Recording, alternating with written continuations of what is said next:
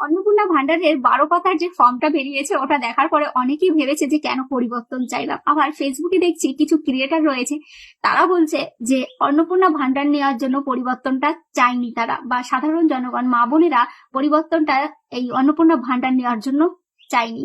তবে কিসের জন্য চেয়েছিল? বেকারত্বটা তো অবশ্যই রয়েছে, বেকারত্ব কমানোর জন্য ভোট দিয়েছিল।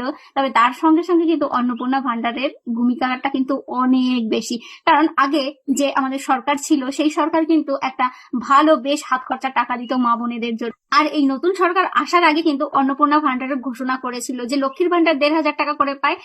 আর বিজেপি সরকার আসলে কিন্তু সেই ভান্ডারটা বাড়িয়ে 3,000 টাকা হবে, মানে লক্ষ্মীর ভান্ডার হয়ে যাবে অন্নপূর্ণা ভান্ডার। আর সেটাই এখন সেই ফর্ম বেরিয়েছে। আর সেই ফর্ম দেখার পরে কিছু কিছু ক্রিয়েটার এরকম মন্তব্য করছে যে অন্নপূর্ণা ভান্ডার নেওয়ার জন্য কিন্তু আমরা পরিবর্তন চাইনি, বা সাধারণ জনগণ কিন্তু পরিবর্তন চাইনি অন্নপূর্ণা ভান্ডার নেওয়ার জন্য।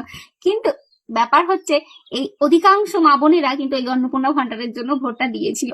কেউ স্বীকার করছে, আবার কেউ কন্টেন্টের জন্য ঘুরিয়ে পিছিয়ে কথা বলছে।